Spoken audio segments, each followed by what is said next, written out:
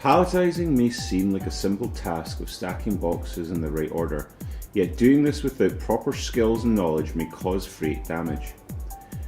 You will want to make sure that your pallet is sturdy and the right size for all of your items. Using a pallet that is either too large or too small will result in an insecure load that is both a hazard for your items, you, and others.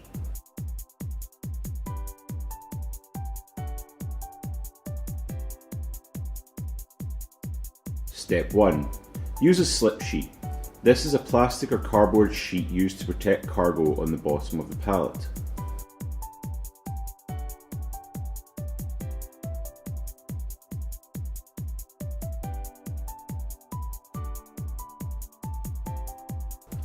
Step 2. Put boxes in a stable position. Create a stable base layer by placing the heaviest boxes on the bottom of the pallet. Try to occupy as much space as possible without any gaps. Having a tight, secure base is essential to the stability of the pallet. Don't leave too much space between your items and the corners of the pallet. This can cause the plastic to tear after shrink wrapping. Neatly organising the base of your pallets will make the rest of the job much easier. Use time and care on this step and you'll be saving yourself time and energy in the long run.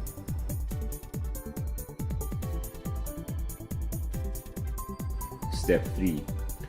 Stack the rest of your pallet. Place remaining items on the pallet, organising them in a stable way that occupies as much of the square footage of the base as possible without going over its edges. All items should be as close to one another as possible, with little or no space between them to shift. Make sure that all items are stacked as closely and neatly as possible. If they are loose or unorganised, they can shift within the shrink wrap, rendering it ineffective and potentially endangering both your items and people. Stacking columns for greater stability, one box over another. Do not stack in a pyramid. The shipment may look stable, but it is less secure and less sturdy. The top boxes have a high risk of damage. Avoid overhang. Overhanging exposes freight to damage and decreases a pallet's strength.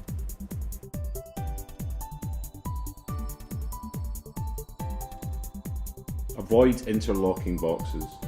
Interlocking can reduce strength by 50% and lead to freight damage.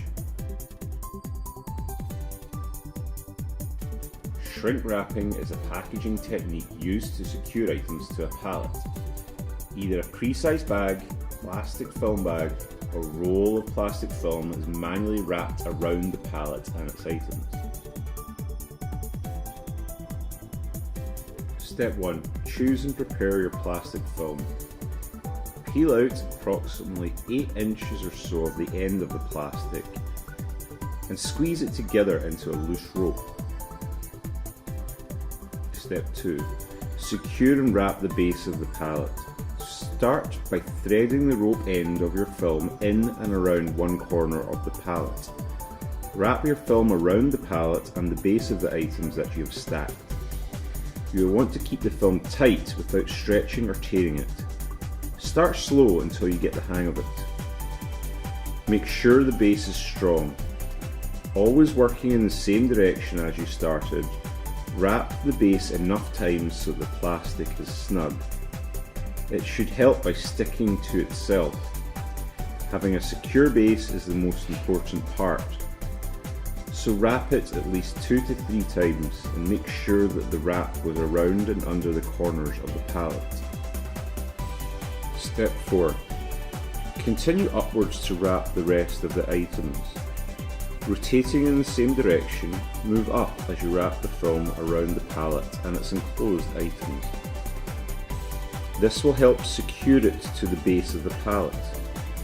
Each layer should be wrapped firmly to the one below it, and so on. Be sure to take as much stretch as possible out of the plastic film while you're wrapping. Step 5. Finish up the wrapping.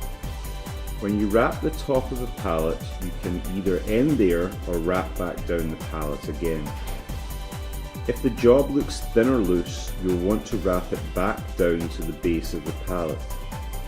An insecurely wrapped pallet is a dangerous pallet.